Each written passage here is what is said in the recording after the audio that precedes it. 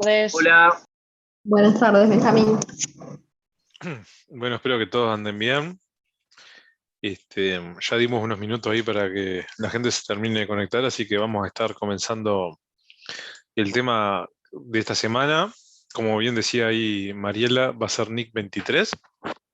Hoy vamos a recorrer un poco el teórico y el jueves le vamos a dedicar a la parte práctica, ¿sí? Estuve viendo un poco el material y está bastante accesible, así que calculo que hoy nos va a ir bien en cuanto al tiempo. Y así el jueves le podemos dedicar tranquilo para las prácticas. ¿Les parece? Bueno, a ver, el tema de NIC 23. No sé si alguno se encuentra familiarizado con este tema, lo que trata del costo por intereses. Algo se dio en CG3 o en CG2, no me acuerdo. ¿Cómo? Que algo de esto se dio en CG2, creo. Ah, bueno, entonces por lo menos una noción por ahí tienen, ¿sí? A ver, ¿qué tema trata la NIC 23? La NIC 23 es una norma que ya está vigente en nuestro país, esta versión desde el año 2007, que trata un tema que es, bueno, ¿qué hace una compañía cuando existen ciertos costos financieros? Dígase costos financieros, aquellos costos que son generados por el endeudamiento, o sea, por los préstamos bancarios. Y ese endeudamiento es tomado para financiar la construcción de ciertos activos que demandan un periodo sustancial de tiempo importante para que estén listos. Dicho en español, imagínense que estamos viendo el balance de la UTE. La UTE toma financiamiento para construir una línea de transmisión. Bueno, vamos a ver que esta norma va a tratar, bueno, ¿qué hago con los intereses perdidos del préstamo que estoy utilizando para financiar la construcción de esa obra? ¿Qué es lo que dice la norma? Y ahí me adelanto un poco al final. Es que cuando yo tomo financiamiento externo que devenga interés, el costo financiero, digamos, el devengamiento del interés durante el periodo de construcción, va a ser un costo más de la obra y va a capitalizarse como parte de la inversión. Es decir, cuando estoy construyendo, por ejemplo, la línea de transmisión, además de capitalizar el costo de la mano de obra, de los materiales y de cualquier otro elemento que se usó en la obra, los costos por intereses van a ser otro costo más que va a formar parte del costo de esa obra. ¿Ah? Y algo que es importante es que bajo NIF Full, la capitalización de esos intereses como parte del costo del activo es obligatoria. Si no es que la empresa puede optar, no quiero, porque igual, en definitiva, es un beneficio, porque es menos pérdida, prefiero igual no quemarme la cabeza y mandarlo a gasto. Bajo un escenario NIF Full, eso no es admitido. Bajo NIF Pymes vigentes en Uruguay, se puede contabilizar tanto como gasto o activar. ¿Sí? Pero aquellos que apliquen NIF Full, recuerden, esta norma exige la capitalización en forma obligatoria. ¿Ah?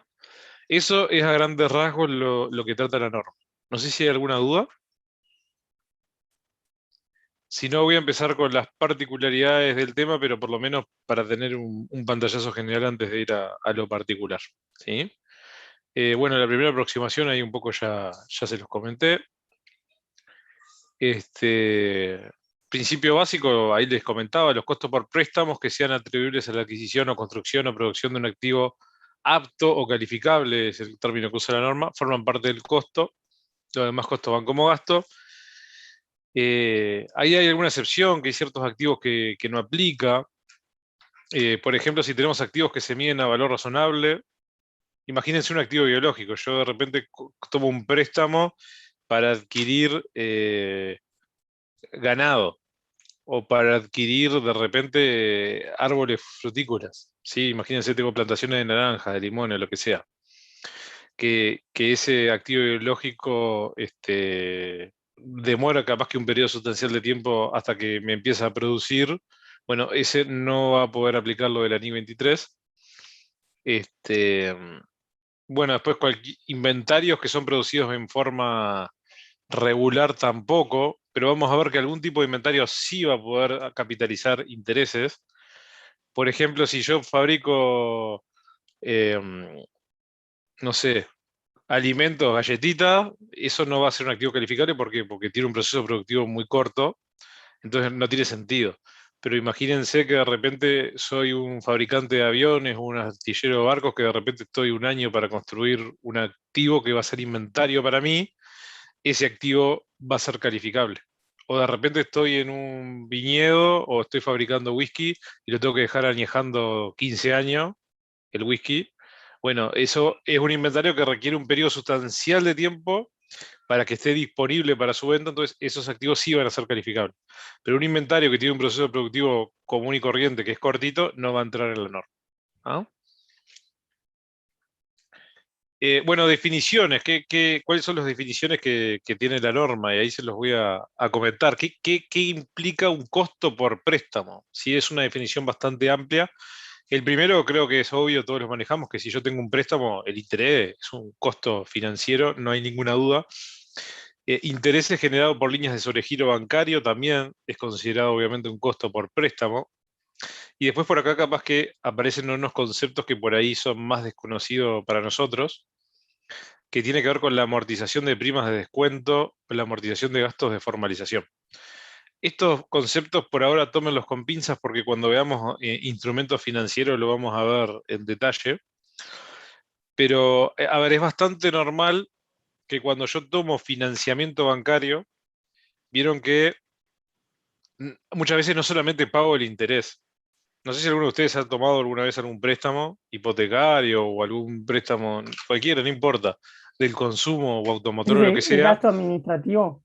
Exacto, tenés un gasto administrativo y un costo de seguro de vida, en el caso de persona física, un gasto de otorgamiento, de evaluación, todos esos gastos que te cobra un banco por otorgarte, vamos a ver cuando se dé el tema de instrumento financiero, que no es un gasto que se devenga en el momento cero, sino que es como que forma parte o engrosa el interés que le pago al banco.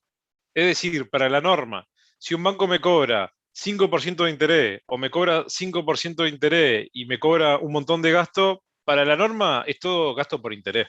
No le importa cómo lo llame el banco. ¿Ah? Entonces, el devengamiento de esos gastos asociados al otorgamiento del préstamo va a ser un costo financiero que se tiene que considerar a los efectos de esta norma. ¿Se entendió más o menos eso? ¿Cómo se devenga? Y eso no se preocupen porque lo vamos a ver llegado el tema de instrumentos financieros. ¿Sí?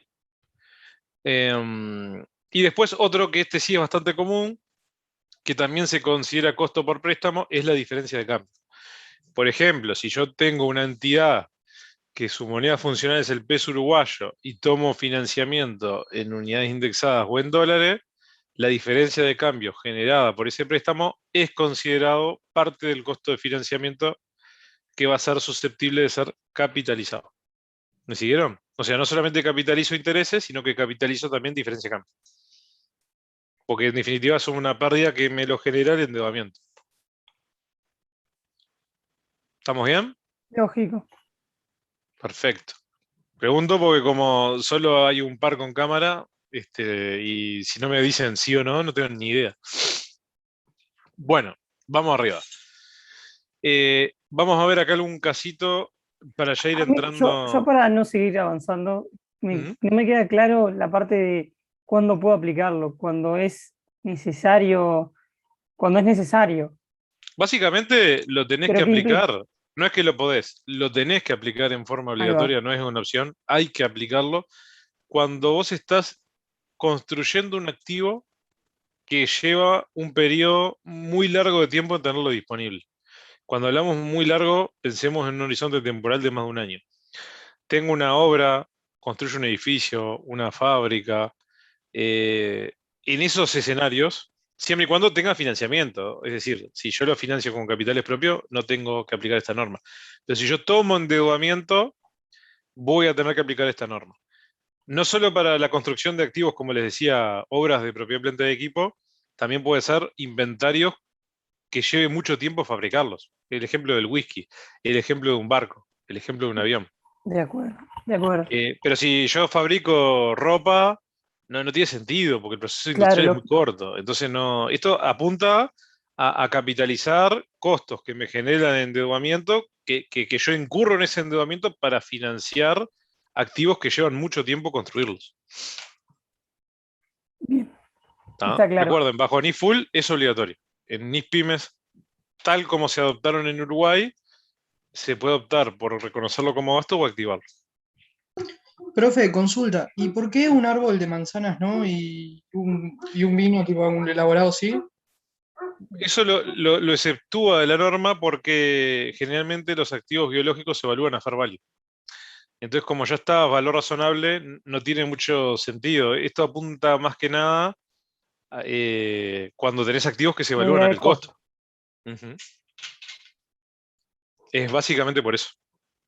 Ah, bien, gracias. Pregunta, Eh, profe. ujú. Y si yo en vez de construir estoy reparando tipo el inmueble, por lo menos el edificio de la planta y equipo, ahí también puedo y pido un préstamo. ¿Ahí también entra o no? Porque es tipo reparación, no construcción. No, si es mantenimiento, no. Ahora, si vos me decís, a ver, por tomar un caso que es conocido, el Sheraton que cerró, que lo están remodelando para reconvertirlo en oficina, eso ya no es mantenimiento, eso ya es una refacción mayor. Estás haciendo una obra para cambiar las características de un activo para que tenga un uso alternativo, ahí te diría que sí, pero si es una Ah, remodelación de mantenimiento común y corriente, no. está genial, gracias. De nada. ¿Alguna duda más? ¿O algún caso que quieran compartir? Ahí habla María Eugenia, las multas por atraso. No, las multas por atraso no formarían parte del costo, no se activa. A mí me llama la atención que los gastos de administración, No entendí mucho del árbol de las manzanas que estaban diciendo. Que los activos biológicos normalmente se evalúan a valor razonable. No se Entonces, activan, no se ¿eh? activan. Que no se activan. No, por eso, como ya no lo activo porque ya el activo, como está fair value, no tiene sentido activar intereses. Claro, Esto porque- apunta más que nada a activar intereses en ciertos activos que se evalúan al costo, y esto forma parte de un costo más. Solo para obra en curso es. Obras en curso o puede ser también inventarios, como les decía hace un ratito, que requieran un periodo largo de tiempo para que estén disponibles para la venta. Como el vino que hiciste, no. Por ejemplo, si el vino requiere más de un año de maduración, sí, Y se activan todo ese tiempo hasta que esté pueda venderlo. disponible, en el caso de la propiedad planta de equipo, hasta que esté disponible para ser utilizado, y en el caso del inventario, hasta que esté disponible para ser vendido. O sea, hasta que termine de fermentar el vino Sí. para venderlo. Ujú. Gracias.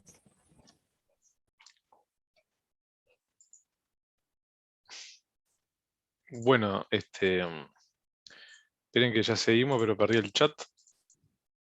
¿Dónde está el chat? Se me fue. Ahí volvió. Listo. No, por si alguna pregunta por chat, de tenerlo a la mano. Vamos a ver ahora un ejemplo que trata el tema de la diferencia de cambio, los intereses y todo eso.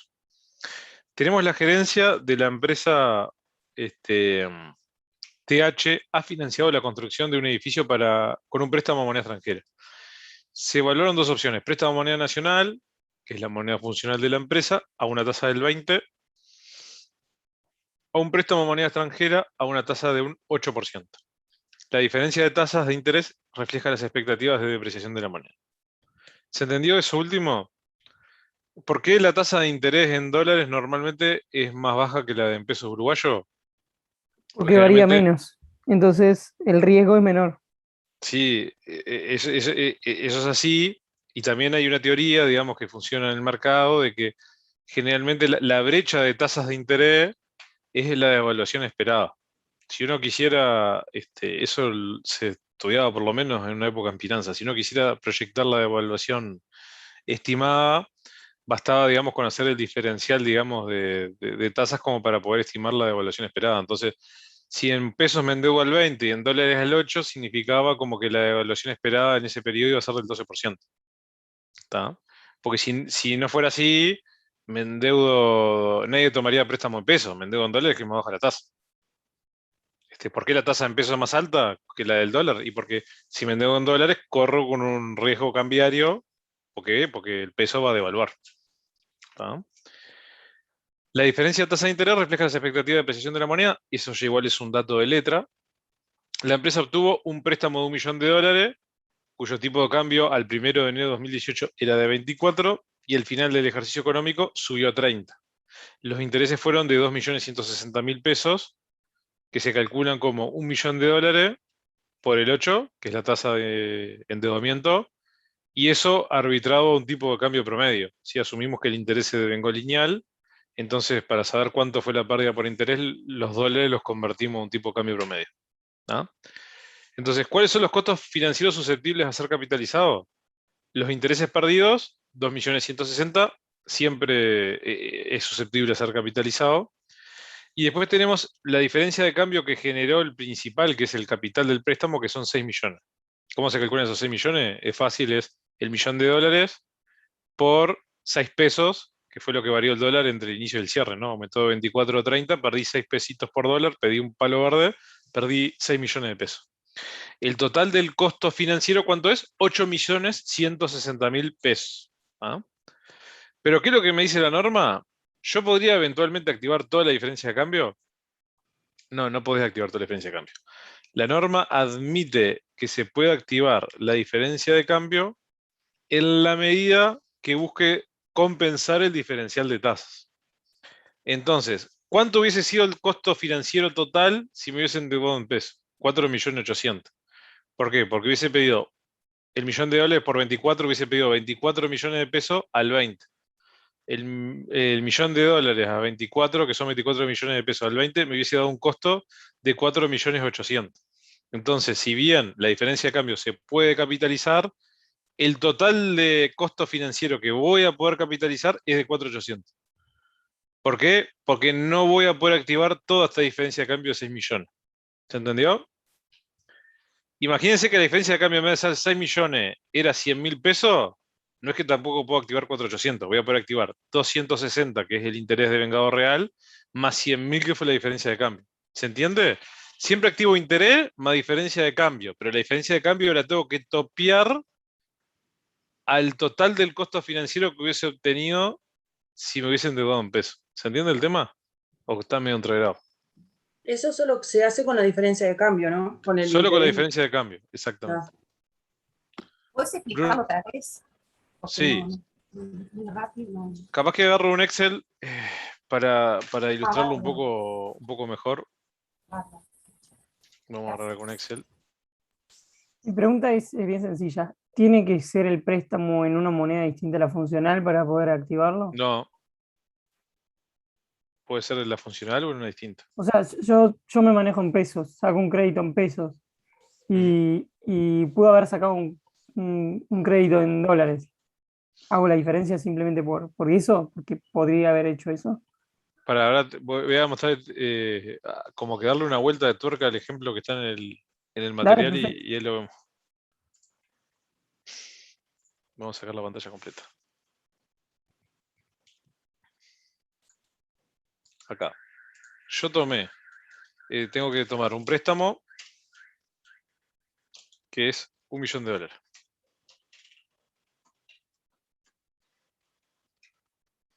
¿Ah?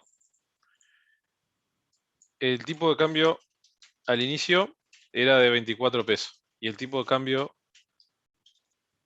de cierre es 30 pesos. ¿Estamos de acuerdo? Después, la tasa en dólares es del 8 y la tasa en pesos es del 20.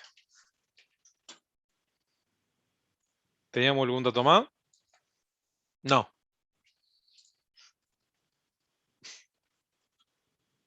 Yo tomé un préstamo en moneda extranjera, ¿verdad?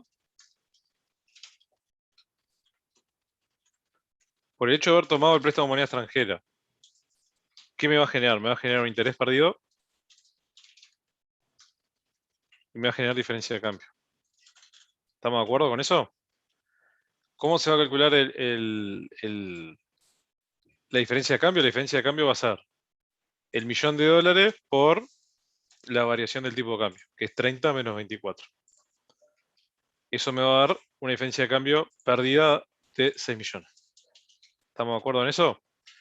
Después voy a tener un interés perdido. ¿Cuál va a ser el interés? Va a ser el $1.000.000 por la tasa, pero este va a ser el interés perdido en dólares. ¿Cómo lo convierto a pesos? Eso lo voy a convertir a pesos por el tipo de cambio promedio del año, porque asumo que ese interés se devengó en forma lineal. Entonces yo perdí 2.160.000. ¿Cuál fue el total del costo de financiamiento? El total de costo de financiamiento fue 8.160.000 pesos. ¿Ah? ¿Qué es lo que me dice la norma? En teoría, yo puedo activar el interés más la diferencia de cambio. ¿Ah? Pero ¿qué pasa? ¿Qué es lo que no quiere la norma? La norma no quiere que si hay una devaluación asesina, que yo termine activando el costo de esa devaluación. ¿Por qué? Porque la norma, ¿a qué apunta? A activar los costos de financiamiento. Si existe algún problema inusual en una economía que genera una pérdida extraordinaria, la idea es que eso no forme parte del costo del activo, porque si no termino engordando. Esto, a ver, cuando fue la crisis del 2002, que capaz que algunos de ustedes ni siquiera, o sea, tenían 2 años, ¿qué fue lo que había pasado? Habían empresas que se habían endeudado en dólares, estaban haciendo obra, el dólar valía 14 pesos. De un día para otro el dólar pasó de 14 a 35. Entonces imagínense, si yo toda esa diferencia de cambio la activaba a la obra, iba a tener un problema de deterioro. ¿Por qué? Porque iba a activar un costo gigantesco en una obra y después ese inmueble no me lo pagaba nadie ese valor. ¿Por qué? Porque ese costo de la evaluación fue algo recontra extraordinario. O sea, imagínense casi que es como que meta como parte del costo del activo 2 veces el valor de mi endeudamiento. Es una locura, porque el dólar triplicó valor casi. No tiene ningún sentido. Entonces, para prevenir ese tipo de situaciones, imagínense Argentina. No miré el mercado, pero ayer, no sé, me dijeron que el dólar subió casi a 200 pesos. Una devaluación de casi el 100% en 2 días. O sea, es una locura. Eso la norma quiere evitar que se active. Entonces, ¿cuál es la forma que tiene para controlar que esta diferencia de cambio realmente sea costo de financiamiento? Dice, ok, vos puedes activar interés y diferencia de cambio, pero por las dudas chequeate cuánto hubiese sido tu costo de financiamiento en pesos. Ya no tomaste ese préstamo en pesos, pero bueno, ¿cuál hubiese sido tu costo de financiamiento en pesos? Agarro el $1.000.000 por 24, porque si me hubiesen endeudado en pesos hubiese pedido 24 millones de pesos, que es el $1.000.000 del tipo de cambio del día que pedí el préstamo, y eso lo multiplico por la tasa de interés. ¿Cuánto me hubiese costado? 4.800. ¿Qué implica esto? ¿Voy a poder activar toda esta diferencia de cambio? No, no voy a poder activar toda esa diferencia de cambio. Lo voy a tener que topear el total del costo de financiamiento 4.800. Entonces yo sé que el total es 4.800, yo sé que el interés es 2.160.000, por diferencia voy a calcular cuánto es lo que voy a poder capitalizar de diferencia de cambio. ¿Cuánto es lo que yo voy a poder capitalizar? 2.040.000. La diferencia de 6 millones y 2.040 es pérdida. ¿Por qué? Porque está asociado a una devaluación extraordinaria que no lo puedo imputar como parte del costo del activo. Porque si no, ¿cuál es el riesgo? Dejo el activo inflado a un valor enorme que no tiene sentido, porque si lo dejo activado así, seguro que le voy a tener que pegar un impairment después. Ese es el objetivo de la norma, de topearlo. Sí, Profe, hay dudas sobre los 2.100, los 2.160.000. los 2.160.000 lo que yo hice es el $1.000.000 por la tasa del 8, y esto me va a dar el interés perdido en dólares. Para convertirlo a peso, lo que hice fue lo multipliqué por el tipo de cambio promedio. Ah, ahí va, muchas gracias. ¿Por qué? Porque asumo que el interés se devengó en forma lineal durante todo el año. Voy a mirar el chat que tengo ahí algunas dudas. El promedio estaba en la otra hoja, ¿no, profesor? Yo que sé, el promedio yo calculé 24 Ah, sí, es el promedio. más 30 dividido 2. Ah, está. Digo, No, ahí a está, lo mejor la era fórmula está en inglés, pero es promedio de los dos valores. Claro, claro, pero a lo mejor era dato, pero no, había que hacer así. Está. ¿Puedo repetir dónde sale los 4.800? Gracias, profesor. Por favor. Los 4.800 es básicamente ¿Cuánto hubiese sido el interés si me hubiese endeudado en pesos? Si me hubiese endeudado en pesos, hubiese pedido 24 millones de pesos a la tasa del 20. Entonces, de esa forma, llegó a los 4.800. Sí, después les paso el Excel, cuando terminemos la clase, por si hay algún ejemplo, alguna duda más. Los 4.800 ya lo vimos. Los intereses Profe. perdidos ya lo explicamos. Sí, O sea que el tope que calculamos es para el total de los costos de financiamiento que podemos capitalizar. activar. Exacto. ¿Por qué? Porque estos 4.800 no es mi costo de financiamiento. Mi costo de financiamiento fue 8 millones. Calculo esto simplemente para verificar cuál es el tope de la diferencia de cambio que puedo activar. Entonces, siempre que me endeude tipo en otra moneda, voy a tener que calcular el tope, digamos. Ujú. Sí, siempre. Salvo que, como en una época que en vez de haber devaluación había apreciación. Que el valor del dólar caía, entonces ni lo calculo porque no tiene sentido. Eso, ahí apuntaba. Yo, profe, si en vez de 8 millones hubieran sido 3 millones, tomo 3 millones, no tomo los 4.8. Claro, sí, sí. A ver, acá hay porque hay tope, pero como dice el compañero, imagínense, voy a poner otro caso. Vamos a poner, este es el caso 1. Voy a poner un caso 2, que lo mismo, pido esto, el tipo de cambio era 24, pero ahora en vez de subir a 30 era 25. ¿Está? Entonces, esto es el caso 1. Pero ahora vamos a hacer esto mismo como caso 2. El interés perdido va a ser no va a ser distinto. Va a ser el millón por la tasa por el promedio de otro tipo de cambio que ahora es más bajito. Este va a ser el interés perdido. ¿Sí? Y la diferencia de cambio perdida va a ser el millón por 25 menos 24, que va a dar 1 millón. Eso espero. Entonces acá el total de costo financiero, ¿cuánto va a ser? Va a ser 2.960.000. Comparo este 2.960.000 con el tope, como esto está más chico, listo. Puedo activar toda la diferencia de cambio. ¿Por qué? Porque el costo real incurrido en moneda extranjera, considerando interés más diferencia de cambio, es más chico que el tope, que es el total de costos financieros si me hubiesen endeudado en pesos. ¿Se entiende?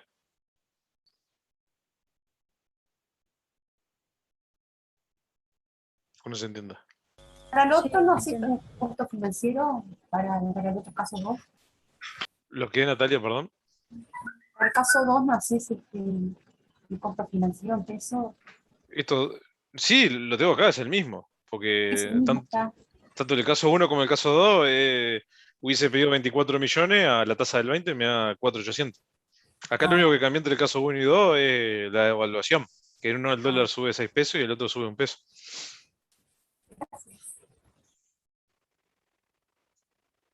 Profesor, a mí no me terminó. Se te cortó, Bruno. Si podés darle de vuelta. No sé si soy solo yo el que no lo escucha. Se le cortó así. A ver, Bruno, dale de vuelta.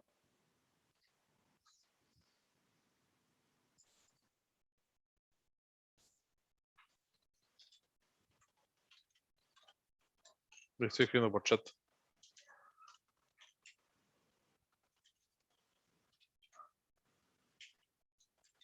Hola. Termina de quedar claro un asunto. Pará, ahí volviste. Dale de vuelta, Bruno. Bueno, se me escucha ahora. Ahora sí, ahora sí. Perfecto. Bueno, la diferencia de cambio perdida nosotros la tenemos porque trabajamos en pesos y Sí, sacamos un crédito en dólares.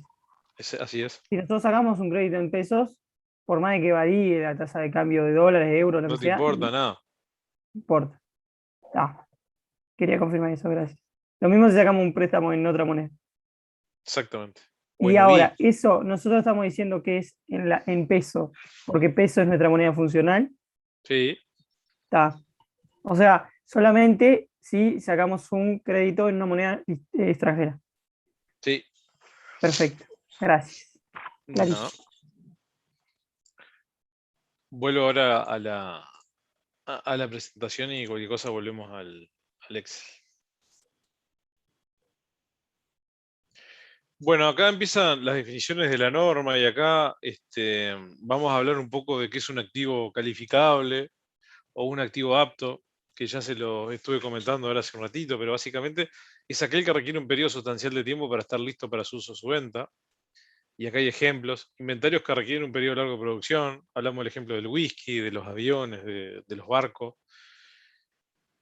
Una fábrica, imagínense construir la planta ahora que están haciendo de UPM2, que es una obra que lleva un montón de tiempo. ¿Sí? Es un ejemplo de un activo calificable.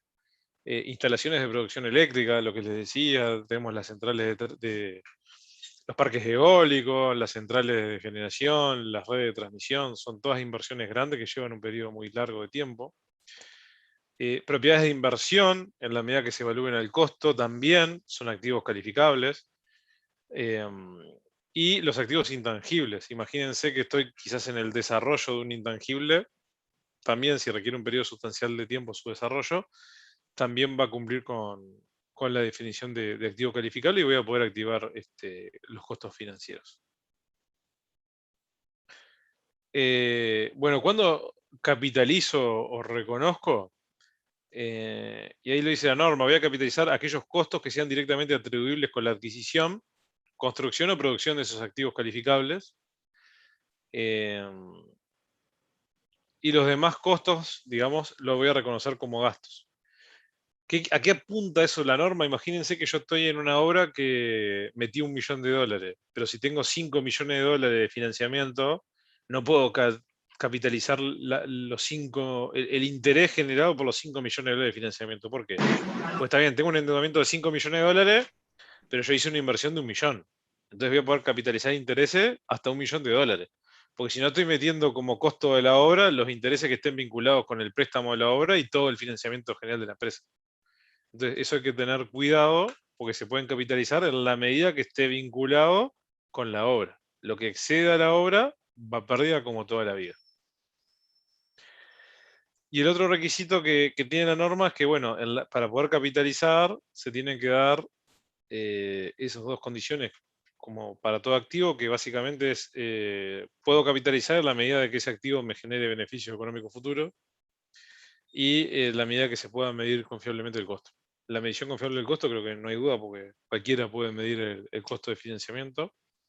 Y lo que es probable que den beneficios económicos futuros, lo que les decía, si no me va a dar beneficio, activo y después castigo por deterioro, entonces no tiene mucho sentido. Bueno. Bueno, ahí hay dos temas que yo ya se los había adelantado, pero los repasamos.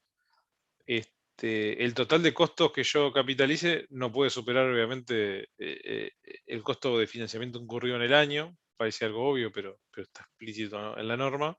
¿Para qué? Para aclarar que no existe la posibilidad de capitalizar costo de financiamiento sobre fondos propios. Para yo poder capitalizar tiene que haber financiamiento externo.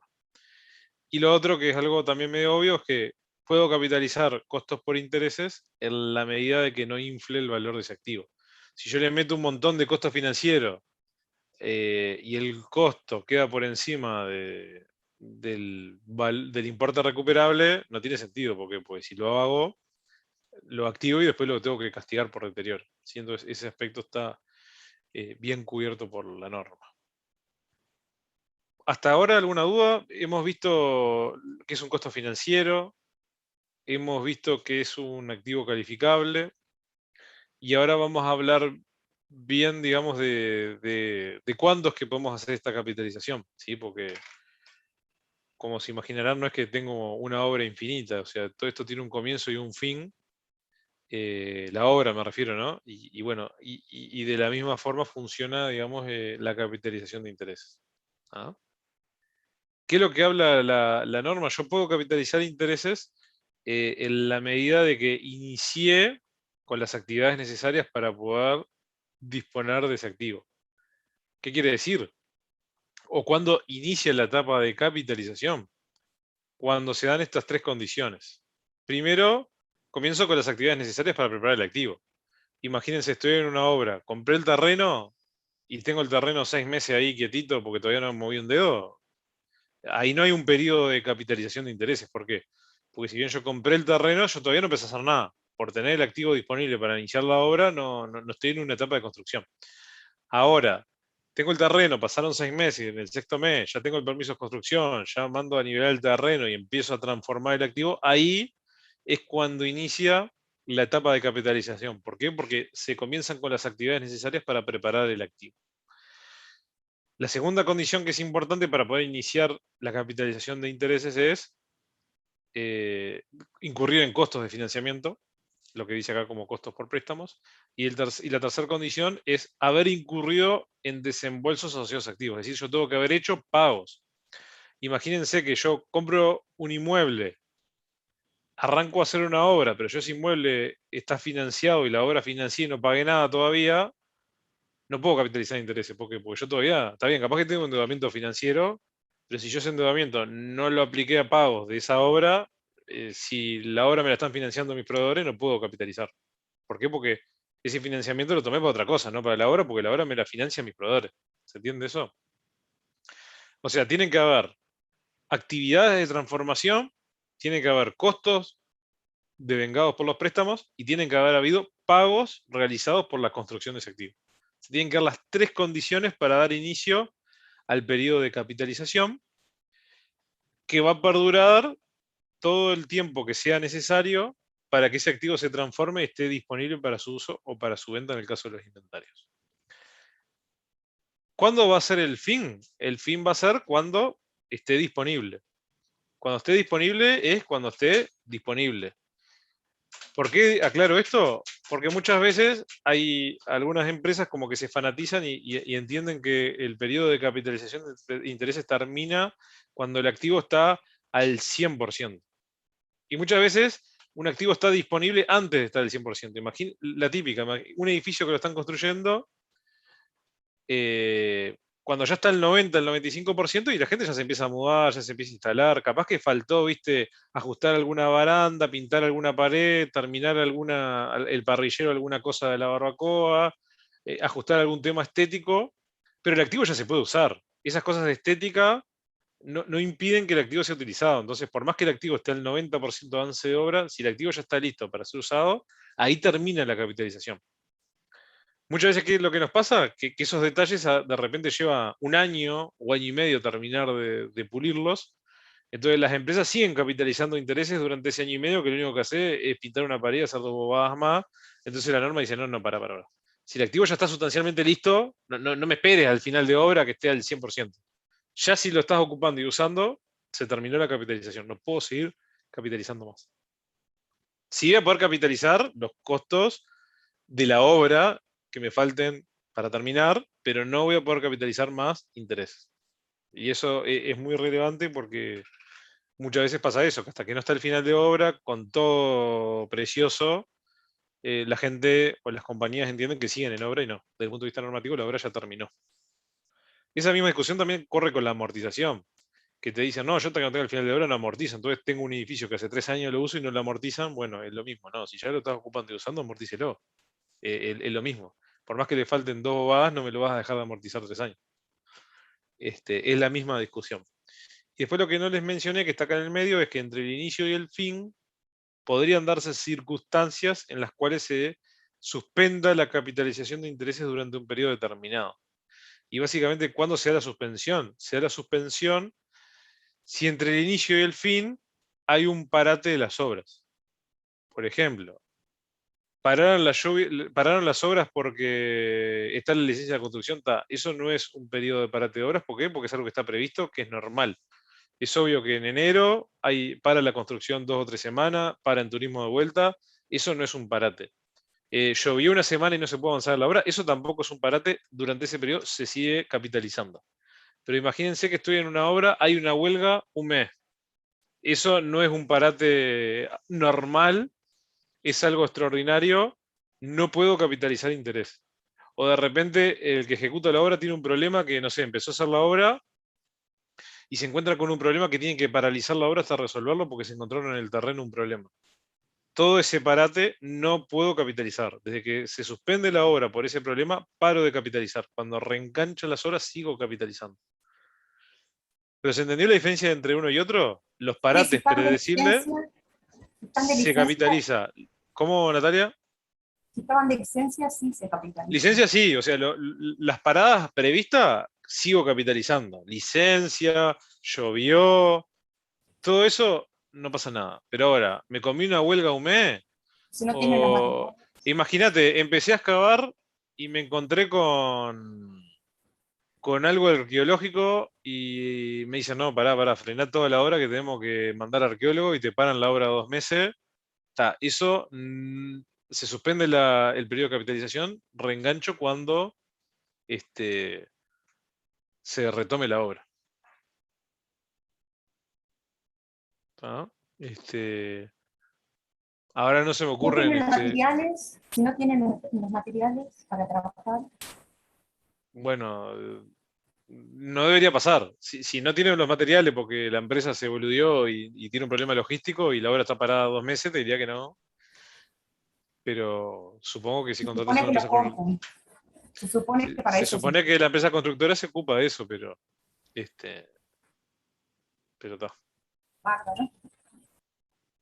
No, el tornado, el tornado lo que te puede hacer es destruir la obra, pero es rapidito, o sea, te parará la obra un día, pero no, el tornado no suspende el periodo de Capaz que capitalización. necesita otro crédito. Capaz necesitas otro crédito, seguro. Si no tenías una póliza de seguro muy buena, se te va a complicar.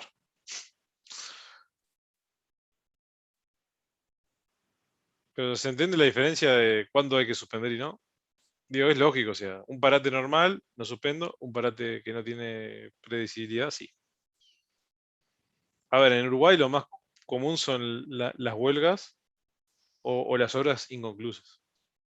Que de repente arranqué una obra y quedó ahí a mitad de camino y bueno, no Profe, me puedo queda seguir. una duda a mí.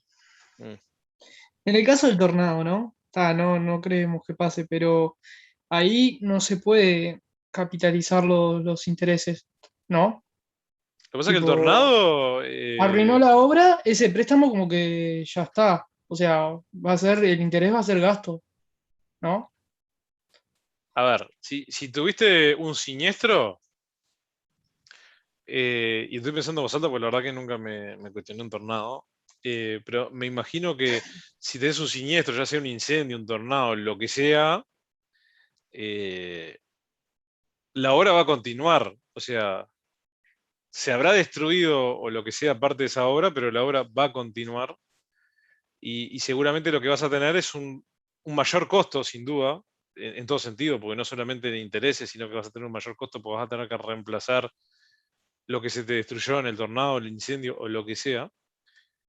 Pero por De otro todas lado, también, maneras, si profe, hiciste las cosas prolijas, vas a tener una póliza de seguro que te va a reembolsar parte de ese sobrecosto. Entonces, si vos me preguntás, yo me parece que no correspondería suspender porque la obra va a seguir a pesar del siniestro. Y lo que sí entiendo yo es que vas a tener un sobrecosto de intereses, de mano de obra, de materiales, que te va a engrosar el valor del activo, pero por otro lado vas a tener un reembolso que te dé la compañía aseguradora, que te va a reducir esos sobrecostos. Entonces, seguramente dentro del costo del activo vas a poner todo lo que gastaste en la obra inicial, más todos los sobrecostos que tuviste, más los intereses de los préstamos, y vas a restar la guita que te dé la compañía aseguradora, va a formar parte del costo del activo, pero en el sentido opuesto. ¿Por qué? Porque es guita Profe, que te entra. y si ese siniestro hace cambiar los beneficios futuros, por ejemplo, los económicos futuros, porque, o sea, vos una pérdida de siniestro, o sea, te vas a tener un mayor costo que capaz que lo que obtengas tipo de ganancia, no. Bueno, pero se supone que te lo cubre un seguro. Si no tenés seguro, tendrás que hacer tu análisis de recuperabilidad como cualquier activo. Harás tu flujo de fondo con este nuevo escenario con mayor sobrecosto y ahí evaluarás si la inversión nueva te recuperas o no. Y si Acuérdense tengo que que la pedir norma te otro, dice que tenés que topear el importe recuperable. Si el importe recuperable queda chiquito porque los costos se te fueron de las manos y no podrás activar no solamente intereses, sino que podría llegar a no activar no. costos de la obra en sí mismo. Y si tuviera que pedir otro préstamo, tipo un poco más chico, igual también, o sea, Sí, sería sí, más los o menos los costos, en préstamos. la medida que los costos financieros se puedan atribuir a la obra, los puedes capitalizar. Está bien. El seguro no sé, depende de la póliza que contrates. Hay pólizas de todo. Me pasó en un cliente con un temporal que el seguro les cubrió. Pero no estaban en obra, ya estaban operando, pero les reembolsaron todo. Pues tenía una póliza que le cubría todo el riesgo. Hasta le pagaron el lucro cesante O de los días que sea, no operaron. profe, los que se supone que se activa son todo costos que de un activo normal, o sea, no aparte, por ejemplo, de una obra en un transcurso normal, no con excepciones, porque las excepciones no quiere decir que vaya a valer más, sino que hubieron excepciones nomás. Claro. A ver, los sobrecostos, si es por un siniestro, generalmente te lo va a compensar una póliza de seguro. Entonces está bien, me gasté $500.000 más, pero si la compañía me devolvió 480, en definitiva el desvío son $20.000, que es lo que termina afectando lo del activo. Porque no Claro, vale, pero por ejemplo, en caso de no tener un seguro que si no puede tenés un pasar, seguro y seguirás activando riesgo, todo y tendrás que evaluar que el total del costo inicial más todo lo desvío que tuviste, si todo eso que vas a terminar activando no supera el importe recuperable. Si supera el importe recuperable, lo vas a por tener que eso, topear en el porque, importe recuperable. claro, la idea es activarlo normal nomás, no porque te hayan pasado siniestros o cosas, tu activo va a valer y seguir valiendo. Claro, porque el mercado te lo va a topear. Claro, ahí tenemos que hacer deterioro, ¿no, profesor? Poner Y el sí, deterioro. si se te hizo huasca la obra y ahí tenés un indicador de deterioro, vas a tener que hacer un testeo. Pero a ver, no es lo común. Y la verdad que tener una obra sin seguro en el mundo real es muy improbable. Imagínense como UPM gasta más de $1.000 millones y no tenés un seguro, es algo muy raro. Nadie va a hacer una inversión pelotuda sin mitigar ese riesgo que es alto. Ningún banco te va a financiar un proyecto si no tenés una póliza de seguro. Porque imagínense, pasa lo del tornado, se hace pedazo la obra y el banco que no cobra. El banco es el principal interesado en que se termine el proyecto. Y Pues si el, el proyecto, y el tiempo que transcurre entre que te paga el seguro, eso no se sigue capitalizando igual, entonces. si sigue la obra, sí. Acá Está la bien. clave es que haya transformación física del bien. Si hay transformación física, se activa. Si no hay transformación física, no se activa. Pero créanme que en estos tipos de proyectos que hay un banco que pone guita, el banco no quiere asumir ningún riesgo. Te va a pedir 400 millones de garantía, todas las pólizas que puedan haber, porque el periodo más riesgoso para un banco en este tipo de financiamientos es la etapa de construcción. Porque ¿qué es lo peor que le puede pasar a un banco? Que la obra quede trunca. Porque ¿cómo va a repagar el deudor el préstamo? Con los flujos de fondos que le genere el activo una vez que esté disponible. Entonces, eh, el banco es el principal interesado de que esa obra se haga y se termine. Pues si no se termina, ¿a quién le vendés eso a medio hacer?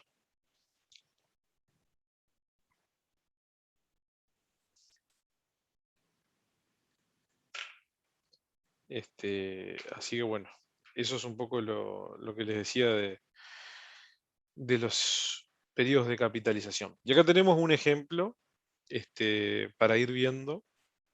Em, Tenemos un 1 de enero de 2019 que la empresa compra un terreno. El 28 de febrero la empresa inicia la intendencia de los trámites para autorizar la construcción en altura.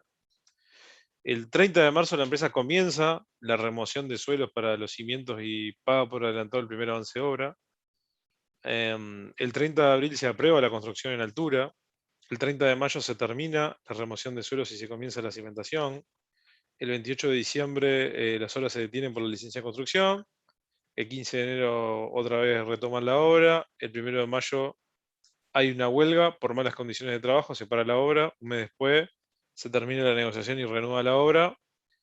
Y el 31 de diciembre la mayor parte de la obra está concluida, restan tareas menores de señalización de los pasillos, final de obra, del BPS y esas cosas. Ahí está la solución abajo, pero ¿en qué periodos puedo capitalizar? ¿Cuál es la fecha de inicio? O sea, ¿cuándo empieza la transformación física del activo? Cuando empieza la remoción de suelos y Exacto, cuando empiezo la preparación del suelo, ahí es donde empiezo a capitalizar. ¿Por qué? Porque la compra del terreno en sí mismo no es nada. O sea, sí, compré el terreno donde lo voy a emplazar, pero lo dejé quietito, no estoy haciendo ninguna tarea de transformación del suelo. 28 de febrero, arranco con los trámites. Está, el arrancar los trámites, está bien, es parte del proceso, pero no estoy haciendo transformación física del DIAM. Entonces, cuando arranco el 30 de marzo, que es cuando empiezan las tareas de preparación del suelo. ¿Cuándo suspendo? Y cuando está la huelga, que me pagan un mes la obra, suspendo, porque es un parate no de los previstos. Después en junio, cuando reengancha la obra, vuelvo a capitalizar, y en diciembre termino, ¿sí? Que es cuando la obra está lista para ser utilizada, por más de que queden esas cosas menores, como les decía, de que falta pintar acá, falta... Una vuelta me acuerdo que estaba en un cliente que había una obra de 100 millones de dólares que no la capitalizaban porque faltaban poner 5 splitters de aire acondicionado. Ese es un ejemplo de que no seas malo, la obra ya está pronta, ya la estás usando, porque te falte solo eso, no me frenes la capitalización de la obra, ya se terminó, listo. Cuando compres los aires acondicionados los vas a activar, pero no me sigas Difícil activando intereses. situación igual.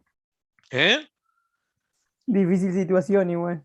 Sí, claro, dice, no, porque yo quiero cerrar la obra cuando esté todo, porque si no tengo que crear otro activo fijo, y bueno, crea otro, ¿qué va a hacer? Claro, porque si no lo seguís estirando eso, la colocación de los aire acondicionados y seguís capitalizando. O sea, Claro, exactamente. y estás inflando un activo que en realidad. O me pasó en otro Y cliente estás que evitando tiene un pérdidas, edificio principalmente. que tiene como 20 pisos y no activaba. Y era un cliente que para mí era nuevo porque lo visitaba otro colega. Y claro, vos veías obras en curso. Y las obras en curso eran 20 veces las altas del año. O sea, era algo como que te rompía los ojos porque decís, imagínense como que en el año hubo $1 millón de altas obras en curso y el saldo total de la cuenta eran 20 millones de dólares.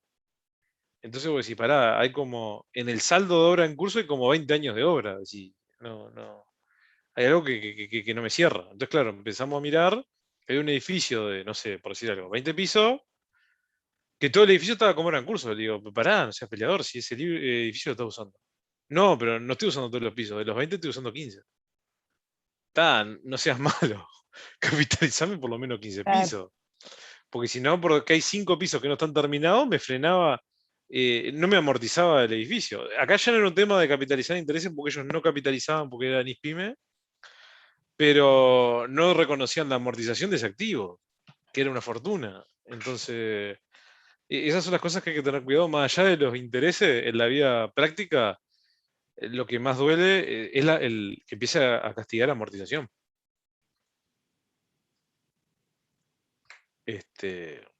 Entonces, bueno, eso es lo que hay que tener cuidado. Pero nos Ahí conviene, negociamos. a la empresa le conviene capitalizar. ¿Los intereses? Por ejemplo, el aire acondicionado, dijiste, a la empresa le sirve seguir cuando estaban poniendo el aire acondicionado de la empresa. ¿A la empresa le sirve por capitalizar o sale más caro? ¿Cómo No le sale más conviene caro? capitalizar. No ¿No? entendí. O sea, capitalizar es activar. Lo activan porque es un bien de uso, un aire acondicionado, lo activás, lo amortizás, no sé, en 3 años, pero lo capitalizás como parte del costo del activo. Lo que pasa es que ellos, claro, hicieron una obra, no sé, X monto. Entonces, ¿eso les sirve para poder decir que gastaron más en costos? Activando más Digo, no es cosas. porque gastaron más. Si vos activás, después lo amortizás. Si vos no lo activás, lo tenés que tirar a pérdida cuando lo comprás. Pero más allá de lo que te sirva o no, vos un activo lo comprás, lo activás y lo amortizás en función de su vida útil. Gracias. Con los intereses hay objetivos distintos. Hay gente que dice, me sirve capitalizarlo porque tengo menos pérdida. Porque si yo los intereses lo capitalizo como parte del activo fijo, en lugar de tener un interés perdido, inflo el valor de un activo bien de uso, pero es una sábana corta, porque está bien, ahora no tengo la pérdida, pero ¿cuándo la voy a tener? Cuando amortice, porque voy a amortizar Claro, un es valor la mayor. realidad del Eso gasto. sirve porque es como sacar un crédito. No estás pagando toda la plata ahora, la vas pagando de a puchito y vas Claro, vas recibiendo. tirando la O pérdida sea, por de ese a lado pochito. sí les La conviene, pérdida ¿no? la vas a dar. Yo Nada la más que duda en que vez de... tengo es por qué es obligatorio, por qué la norma te obliga a hacerlo. A ver, esto fue un tema que surgió en el 2007. Existía o existe aún, pero cuesta, un proceso de convergencia entre las NIF y las US GAAP, que son las normas americanas. Entonces, la norma americana tenía la obligatoriedad de capitalizar intereses. Entonces, en ese tire y afloje entre el FASB, que es el organismo emisor en Estados Unidos, y el DIASP, que es el internacional, como que vas negociando y bueno, en esto se alinearon a la norma americana. Ese fue el motivo. Porque la NIC 23 vieja dejaba gastos y capitalizar. Y por ese cambio que hubo en el 2007 para alinearse con Estados Unidos, fue que se terminó yendo por ese camino. Hay un esfuerzo muy grande, es decir, hay muchas normas como que se tratan de emitir en conjunto o en forma coordinada para que de a poco las normas americanas e internacionales se empiecen a alinear.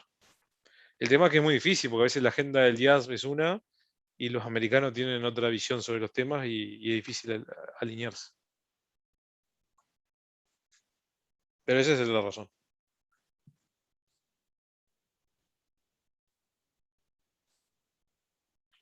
Bueno, si quedó claro este ejemplo, vamos a seguir. Vamos a ver, bueno, hablamos de qué es un costo financiero, hablamos de qué es un activo calificable, hablamos de cuándo comenzaba y terminaba el periodo de capitalización. Ahora vamos a hablar cuál es el financiamiento que yo puedo considerar a los efectos de capitalizar interés. Y vamos a ver que la norma trata de dos tipos de financiamiento. Tengo financiamiento específico, que es el que vamos a ver en esta slide, y el genérico que vamos a verlo más adelante. ¿Qué es el financiamiento específico? Cuando tomo un préstamo especialmente para financiar la construcción de ese activo calificable. Entonces ahí no hay duda que si tomo un préstamo específico, todos los costos financieros van a ser susceptibles de ser capitalizados. Lo único que pide la norma es que tengamos cuidado de que si de repente yo tomé un préstamo y desembolsé plata de la línea que tengo aprobada y todavía no la apliqué al pago de las obras, y de repente yo esa plata la coloco y obtengo algún rendimiento, porque la coloco en algún bono, un depósito, una letra, es que como el costo del préstamo no tome solo el préstamo, sino que le reste los rendimientos que pudo haber obtenido temporalmente. ¿Ah? Eso es un poco lo que pide la norma. ¿Cuánto va a ser el valor de los costos financieros? El interés devengado menos el rendimiento, porque en definitiva esto lo que hace es reducir mi costo de financiamiento. Después el financiamiento global, lo que dice la norma es, bueno, yo capaz que tengo 10 préstamos bancarios y no es que el préstamo 5 es para la obra y el préstamo 7 es para capital de trabajo y el préstamo 10 es para una obra vieja. ¿Qué es lo que dice la norma? Bueno, tenés un nivel de endeudamiento general de tu compañía. ¿Qué es lo que dice? Bueno, todos estos intereses que te genera todo tu endeudamiento son susceptibles de ser capitalizados. ¿Qué es lo que pide? Que calcules tu tasa de capitalización, que es como una tasa promedio de endeudamiento. Pues imagínense, tengo 10 préstamos, tengo préstamos en pesos, préstamos en dólares, préstamos a una tasa del 5, del 10, del 15, es todo un relajo. Entonces, ¿qué es lo que dice la norma? Calcula cuál es tu tasa promedio de endeudamiento, ponderada por el peso relativo de cada préstamo, ¿no? Porque imagínense, tengo un préstamo de 20 millones de dólares al 5 y un préstamo de 15 pesos al 50, no es que es un promedio simple, o sea, a un promedio ponderado por el peso relativo de cada préstamo, con eso llega una tasa de endeudamiento promedio, y esa tasa es la que le voy a aplicar al cálculo de los intereses que son susceptibles de ser capitalizados. Sé que parece un poco entreverado, pero en las prácticas lo vamos a ver y va a quedar bien claro. ¿Ah? Pero quédense con eso, que cuando hay endeudamiento genérico, calculo mi tasa promedio de endeudamiento y el interés que se puede capitalizar se calcula en base a esa tasa promedio. ¿Ah? ¿Por qué lo hago así? Porque no tengo un préstamo específico. Eso, por eso la norma lo trata de esa forma. A ver, en cuanto a información a revelar, porque ahora ya está, la norma trata de eso, o sea, es bien simple, es cuál es el costo financiero, qué activos son calificables, cuándo puedo capitalizar y no, cómo se calcula lo que se capitaliza, y se acabó el tema. Después tiene el tema de revelaciones. ¿Qué es lo que tengo que revelar? Tengo que revelar el importe de los costos que se capitalizaron, eso va en una nota, tengo que poner durante el periodo tal se capitalizaron tantos pesos por interés, y en el caso, digamos, de tener endeudamiento genérico, como les decía la vez pasada, hay que revelar cuál es la tasa promedio que se consideró para el cálculo de los intereses capitalizados. Eso básicamente son los dos requerimientos de revelación. Y acá, a modo de resumen, yo igual lo fui haciendo durante la clase, pero esto es lo que habla la norma. Dice, bueno, qué activo es calificable o no para activar intereses, los costos por préstamo, cuándo se activan y cuándo van a gasto, las distintas etapas que puede tener un activo calificable, de inicio, se suspende y se termina. Temas de préstamo, que pueden ser específicos o genéricos, topes de capitalización y, bueno, las revelaciones, que es lo que habíamos hablado. Y acá hay un par de casitos, que, bueno, en realidad hay un solo caso que lo podemos ver, práctico, para ver si reforzamos un poco lo que vimos hoy. El 1 de enero de 2018, la empresa WX compra una máquina por $100.000. Para financiar la compra, ese mismo día solicita un préstamo al banco, el mismo le es concedido el 1 de febrero a una tasa del 12%, el pago del préstamo y los intereses se hace el 1 de febrero de 2019, es decir, el préstamo tiene un año de plazo. El 15 de enero, la máquina queda pronta para su funcionamiento. Determiné el costo de la máquina. ¿Se entendió? Acá el 1 de enero compramos una máquina, me la entregan el 15. Y en lugar de pagarla con fondos propios, pido un préstamo que lo pago un año después. ¿Qué les parece? El costo del interés devengado por el préstamo, ¿lo voy a poder capitalizar o no? Sin ver la solución. Y no, si lo vas a Lo del empezar. interés. Lo No del te demora interés 15 días nomás. iría hasta. Acá hay varios motivos por los cuales no. El primero, 15 días. Compro el activo y a los 15 días ya lo tengo pronto. Eso no es un periodo sustancial de tiempo. El segundo punto, no tenía financiamiento. Porque el financiamiento, ¿cuándo lo obtengo? El 1 de febrero, que es después de que yo ya tengo la máquina para usarla. Entonces, por ese lado tampoco. ¿Ah? Pero igual acá lo clave, esto no tiene un periodo sustancial. Compro la máquina, me la instalan en 2 semanas, está pronto. Distinto es, por ejemplo, en la maquinaria, volviendo al ejemplo que vimos hoy de UPM, que esa planta lleva 2 o 3 años en construirse, capaz que la máquina la están un año para montarla, es distinto. Pero una máquina que en 2 semanas me la montan, no tiene sentido capitalizar. Un periodo sustancial de tiempo, profe, ¿qué se considera? ¿Más de un año? Generalmente estamos hablando de periodos mayores a un año. Está bien. La norma igual no lo define tan explícitamente. Y nada, después diferencia con ISPYME, y ahí yo se los había contado, pero las NISPYME, Ese material está en las transparencias, ¿no? Del EVA. ¿cómo, perdón? Está todo en el EVA, porque también no Sí, todos los PPT están como siempre en el EVA, junto con el material de apoyo al estudiante. A ver, ¿cuál es la diferencia con NISPYME puras? Que NIC 23 obliga a capitalizar, NISPYME obliga a mandar a gasto. ¿Qué es lo que dice? Bueno, para empresas chiquititas, no se calienten con esto de capitalizar, manden los gastos de una. En Uruguay, recuerden que nosotros, si bien usamos las NIS para pymes, no es que las adaptamos, sino que las adaptamos. ¿Qué implica eso? Adaptar.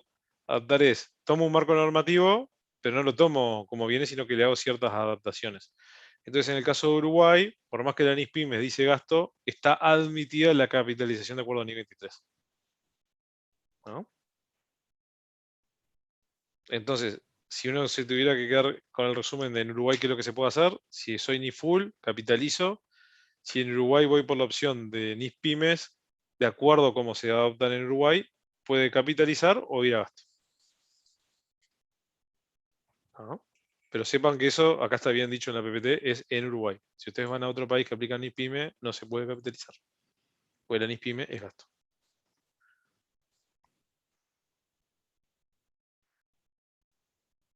Y con eso terminaríamos por La hoy NIF lo que es. ¿qué dijiste? La NIF full, ¿qué dijiste? NIS full es lo que vimos, obliga a la capitalización de los intereses.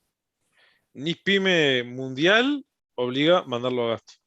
NIS pyme que se usa en Uruguay, gasto o se puede capitalizar. ¿Por qué? Porque el decreto 291 Claro, son las dos opciones. establece la excepción.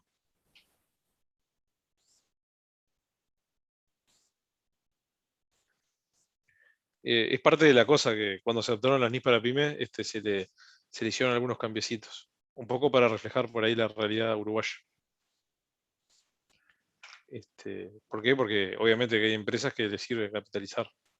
Imagínense una empresa que que está haciendo una obra muy grande, que no genera plata, los intereses le destrozan el estado de resultado. Entonces a veces es interesante poder activarlo y reconocerlo cuando amortizo. ¿Por qué? Porque cuando amortizo genero ingresos con el uso de ese activo. Entonces hay muchos que realmente les sirve esto de la activación de interés.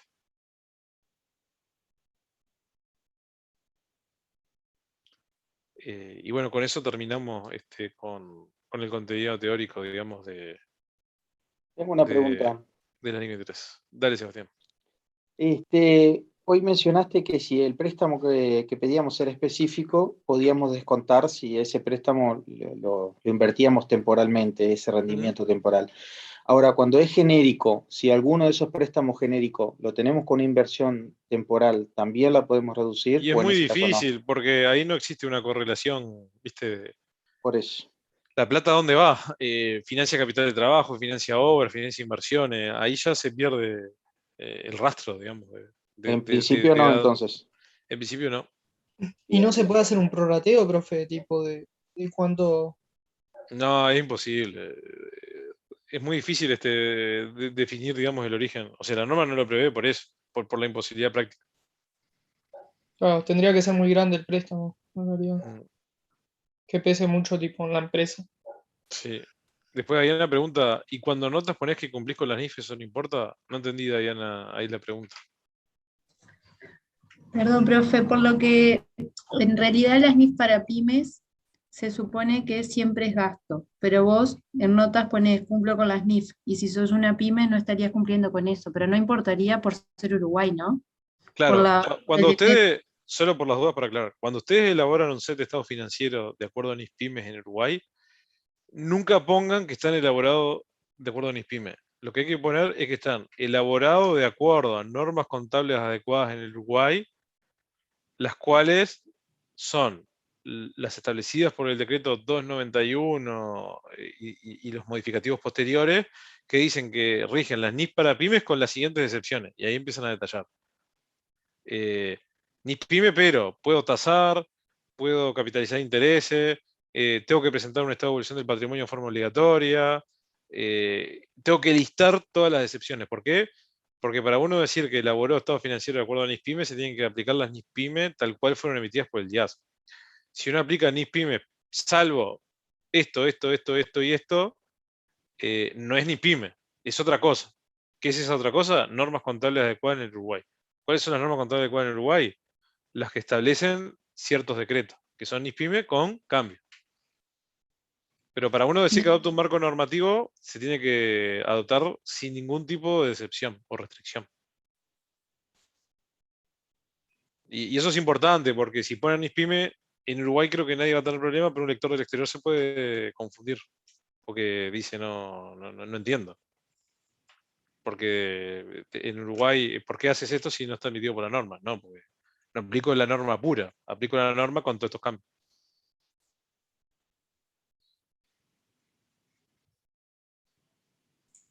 A ver, esto es muy común. Argentina, por ejemplo, aplica NIF full, pero para las compañías privadas más chicas aplica normas argentinas. La norma argentina que la describe un cuerpo técnico argentino. En Uruguay, en vez de nosotros, el Colegio de Contadores o algún otro órgano, escribir una norma uruguaya, ¿qué fue lo que dijo? Y agarro la NIF para pyme, que es conocida mundialmente, y las cosas que no me gustan las cambio. Entonces, por eso se le dice normas contables adecuadas en Uruguay. Que son las normas dictadas en Uruguay.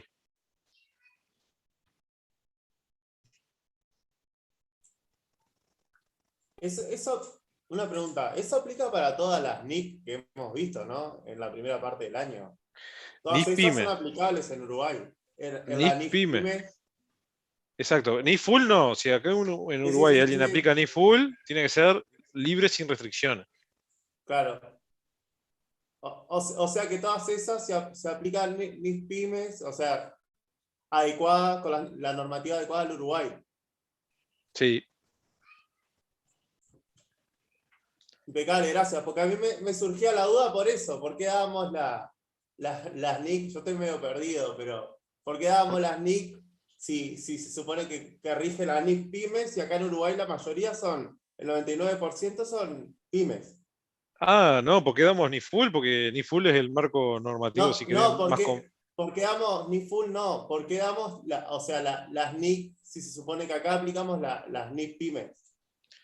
No, a ver, las NIF full es el cuerpo normativo, si querés, más complejo. Siempre apuntamos a dar ese marco normativo, ¿por qué? Porque el que entiende las NIF full rápidamente comprende las NIF para pyme y no así al revés. Además, para que se vayan con una base, digo, a ver, las NIF full son las reconocidas internacionalmente, son las que se usan en todos lados. Las NIF pyme no necesariamente se usan en todos los países. ¿Por qué? Porque muchos países tienen sus cuerpos normativos propios. Capaz que Argentina es NIF full, pero para las privadas usa un cuerpo normativo propio. Paraguay es igual, por ejemplo. Tiene NIF full para las empresas grandes, pero tiene un cuerpo normativo propio a nivel local. Y así con un montón de países. Entonces, el lenguaje internacional son las full. La NIF pyme, está bueno saberlas, ¿por qué? Porque como decís vos, en Uruguay la mayor cantidad de las compañías usan NIF pyme. Igual depende de dónde te muevas, ¿no? Yo tengo de todo. Tengo mucho NIF full, tengo NIF pyme, tengo empresas que tienen los dos cuerpos normativos a la vez, pues reportan en el exterior NIF full, a nivel local usan NIF pyme. Entonces está bueno tener esa formación amplia para que en la vida profesional puedan lidiar con todo.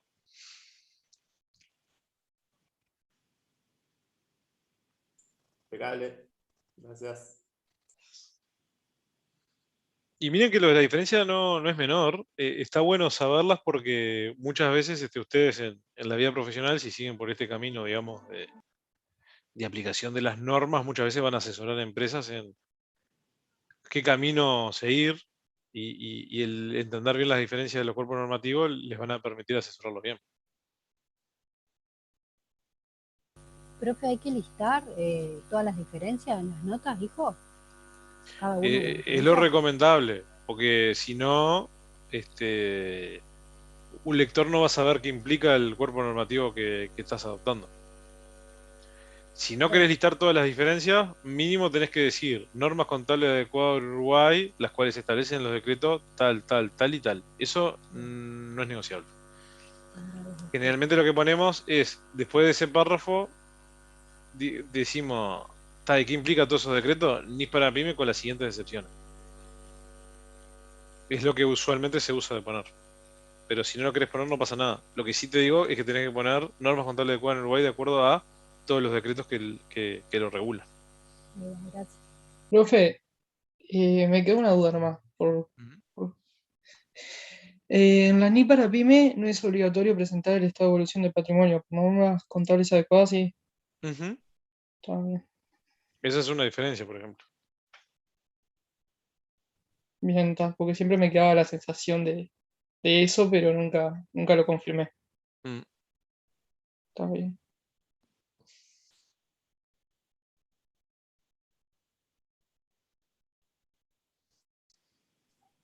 ¿Terminamos hoy? Sí, si no tienen ninguna duda más, por hoy estamos listos. El de Apinos era que no se activaba y nada más, había que poner algo más. ¿Lo que es, Natalia?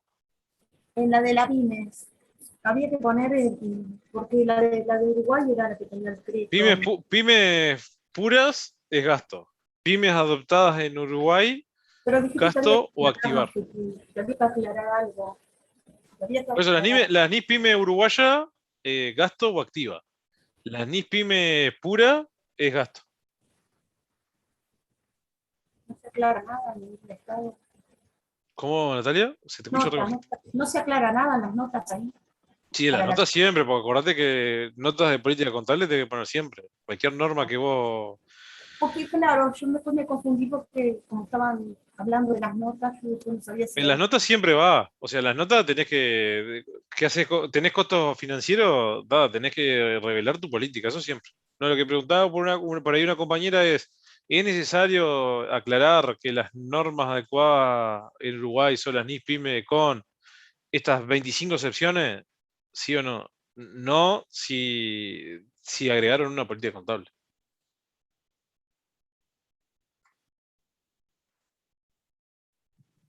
Las Gracias. políticas contables siempre hay que Después me ponerlas. quedó la duda después. ¿Viste? Mm. Gracias. Dori, no sé si tenés una duda. Sí, por favor, si podría enviar el Excel con la explicación de la diferencia de cambio, lo que se puede activar. Sí, ya lo guardo el archivo y ya se lo. Muchas gracias.